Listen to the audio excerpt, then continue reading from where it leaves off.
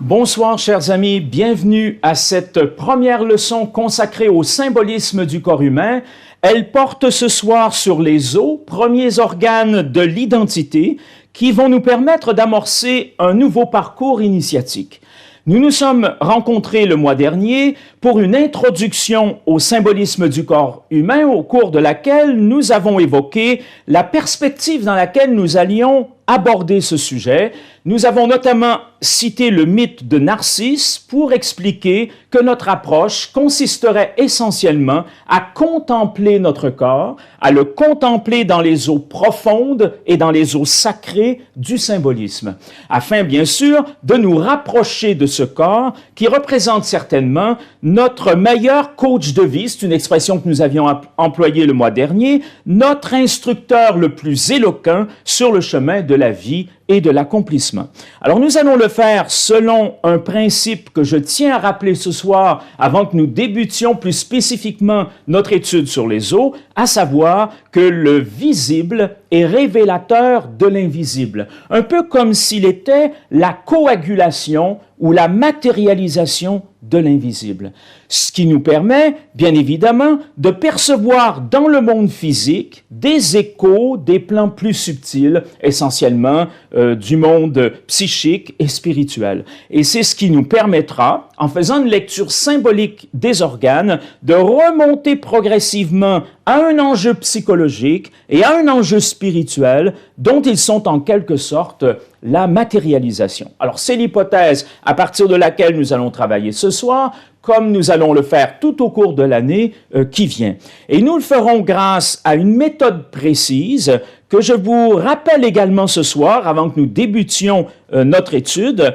Elle comporte 3 volets principaux, ce que nous avons clairement évoqué et développé le mois dernier. Un premier volet, qu'on pourrait appeler un volet anatomique, qui s'articule principalement autour de 3 questions. Quelle est la forme générale de l'organe? Parce que la forme est révélatrice de la nature et de la vocation d'une chose. Alors la première question, c'est quelle est la forme de cet organe que j'étudie? Deuxième question, quelles sont les particularités anatomiques macroscopiques, c'est-à-dire celles que je peux observer à l'œil nu? Quelles sont les particularités qui rendent cet organe singulier? Évidemment, si ce sont des éléments qu'on retrouve partout ailleurs, ça n'aura pas d'intérêt. Mais qu'est-ce qui est singulier au niveau de ce que je peux observer par rapport à l'organe qui m'intéresse? Et finalement, une troisième question, quelles sont les particularités anatomiques, mais cette fois microscopiques, c'est-à-dire au niveau des cellules,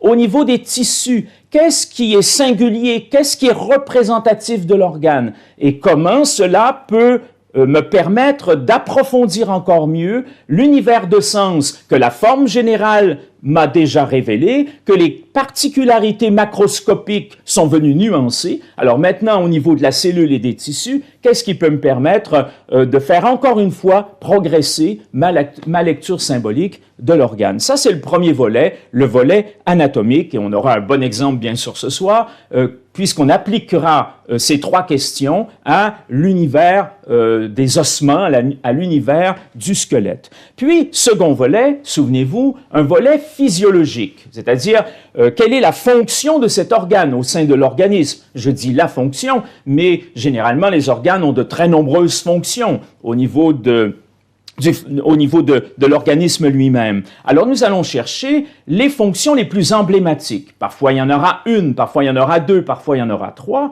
mais on va se concentrer sur les fonctions les plus emblématiques de manière, une fois encore, à en faire une lecture symbolique et à essayer de comprendre ce qui se trame derrière ce fonctionnement physiologique et qu'est-ce que cela nous révèle par rapport à des réalités plus subtiles, en l'occurrence donc des réalités psychologiques et spirituelles. Et finalement, un troisième volet qui est de nature un peu différente, puisque cette fois, il s'agit d'une approche étymologique. On va s'intéresser au nom hébreu qui désigne l'organe. Alors pourquoi s'intéresser au nom hébreu qui désigne l'organe? Parce que nous savons que cette langue sacrée, qui est au fondement de la tradition tradition spirituelle occidentale que cette langue sacrée est révélatrice de la nature et de la vocation des choses, une fois encore, dans la mesure où les mots employés en hébreu pour désigner les différentes réalités qui nous entourent ne sont pas aléatoires, mais révèlent véritablement la nature et la vocation des choses ainsi désignées. Donc, on va s'intéresser au nom hébreu de l'organe, on va l'aborder avec les outils de la Kabbale, c'est-à-dire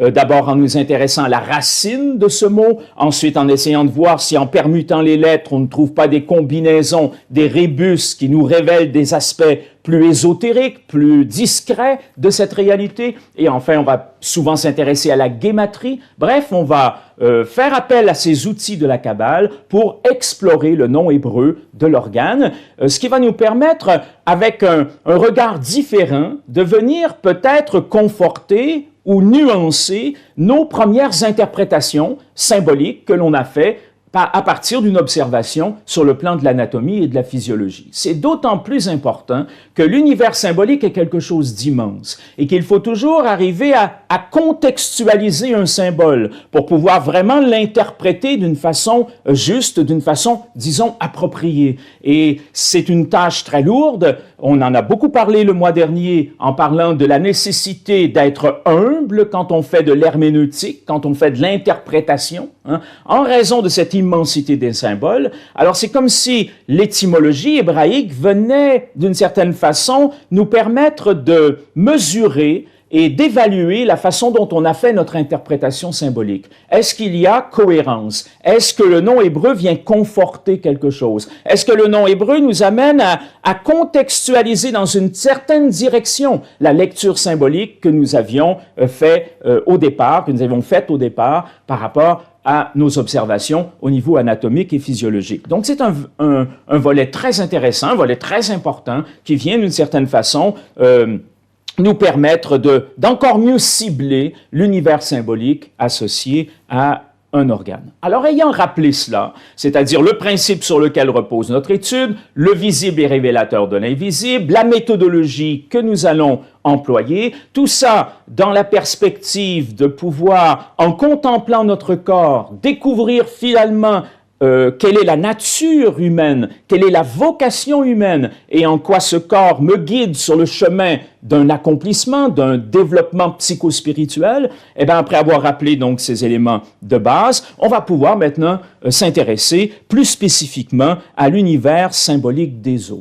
Un univers complexe, puisque on n'est pas en face d'un organe simple, unique, à l'intérieur du corps, qui aurait une forme générale très précise, voyez-vous. On est dans un univers complexe puisque le squelette comporte 206 os.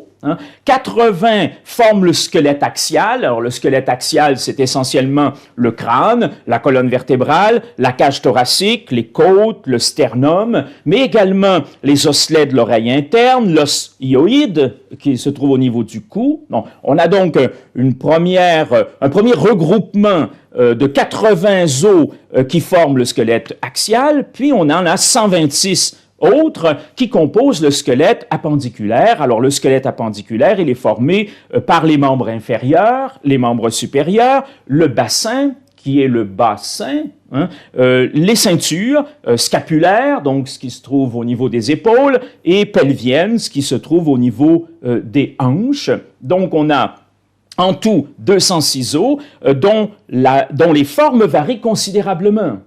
Si bien que on peut penser par exemple à des os longs, comme le fémur, comme le radius, comme l'humérus. On peut penser à des os courts, comme les os des poignets, les os des chevilles. On peut penser à des os plats, comme les os du crâne, les omoplates, le sternum, ou à des os très irréguliers qu'on retrouve par exemple au niveau des vertèbres ou des os de la face. On peut encore citer une autre catégorie très particulière que sont les os sésamoïdes, parce qu'ils ont la taille d'un grain de sésame, qu'on retrouve sur certains tendons, au niveau de la paume des mains, au niveau de la plante des pieds, au niveau des rotules. Alors vous comprendrez que cela ouvre un horizon symbolique multiple, hein, et que vouloir répondre à la question quelle est la forme générale de l'organe, eh ben, ça nécessite qu'on ne pointe pas en direction d'un organe en particulier, d'un organe singulier. On peut bien sûr le faire, hein. Si on s'intéresse à un os en particulier,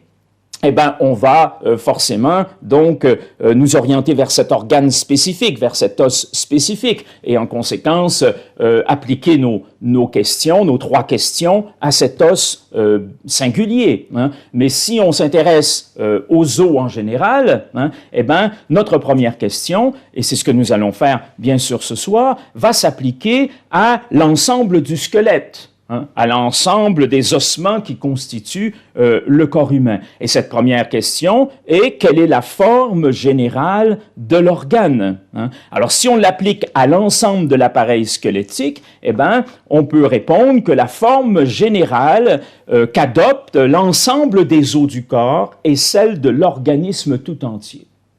Alors, ça paraît une réponse facile, mais en fait, c'est une réponse qui ouvre sur un certain niveau de complexité. On va voir le mois prochain, avec notre étude du foie, que ça sera beaucoup plus simple, parce que le foie, eh ben, il a une forme bien précise, à partir de laquelle on peut élaborer toute une herméneutique, toute une étude symbolique. Là, la forme générale de l'appareil squelettique, c'est l'organisme tout entier. Alors, qu'est-ce que cela peut signifier d'un point de vue symbolique? Quelle est la lecture symbolique que je peux faire de cette forme tout à fait particulière, hein, en ce qui concerne les os du corps humain? Eh bien, d'abord, ça a conduit les anciens à formuler l'idée selon laquelle les os seraient associés, parce qu'ils sont associés à la forme du corps tout entier, à l'essence même de l'être.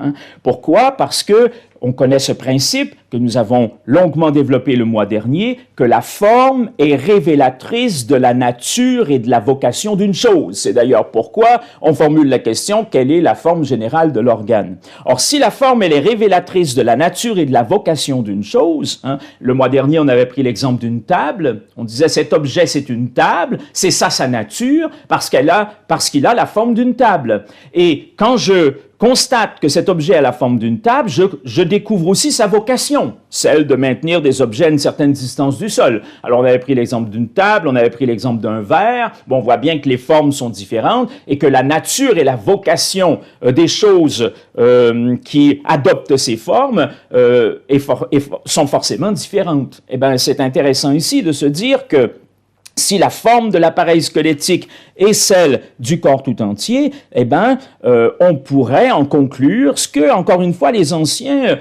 ont fait sans hésitation, que le squelette est révélateur de la nature et de la vocation de l'être humain, qu'il en représente en quelque sorte, permettez-moi l'expression, et on verra que ce sera corroboré plus tard dans notre étymologie hébraïque des os, eh ben, permettez-moi d'employer le mot « essence », hein, comme si les os étaient véritablement révélateurs de l'essence de l'être, que ce soit un humain ou que ce soit un animal. L'essence et la vocation. Ce qui a permis d'établir, d'ailleurs on y reviendra tout à l'heure, c'est très précieux cette analogie, ce qui a permis d'établir un lien étroit entre le squelette et l'esprit.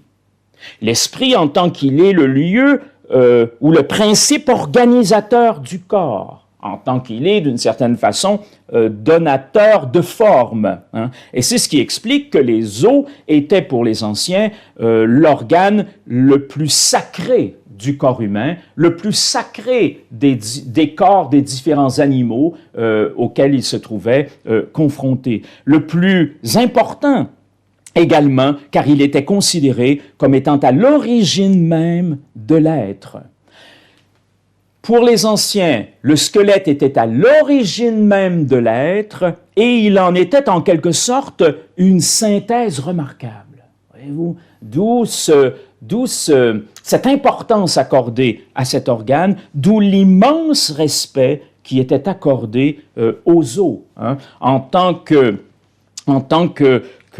instance ultime, en quelque sorte, de l'être, aux os, qu'ils soient de provenance humaine ou de provenance animale. Alors, certains peuples primitifs, je dis primitifs pas du tout dans le sens évidemment d'être inférieur, hein, mais primitifs dans le premier sens du terme, ainsi certains peuples primitifs, en consommant les animaux qu'ils chassaient, prenaient soin de ne briser aucun de leurs os. Parce qu'ils auraient ainsi porté atteinte à leur essence, ils auraient ainsi porté atteinte à leur vocation, ils auraient ainsi porté atteinte à quelque chose de sacré, hein, et qui mérite le respect. Alors ils prenaient soin de ne briser aucun os, hein, ils les rassemblaient ensuite avec soin, croyant qu'ils allaient permettre à l'animal de vivre de nouveau. Ça, on retrouve cette perspective dans de très nombreuses cultures anciennes. Les Lapons, par exemple, qui apportaient un soin particulier aux os de l'ours qu'ils avaient chassés, qu'ils avaient consommés, hein, et qu'ils rassemblaient avec beaucoup d'attention, en se disant qu'à partir de ce squelette, l'ours pourrait de nouveau renaître, puisqu'il y avait là sa forme, puisqu'il y avait là sa vocation incarnée, puisqu'il y avait là quelque part un écho de son esprit. Il était tout à fait possible que l'ours puisse renaître.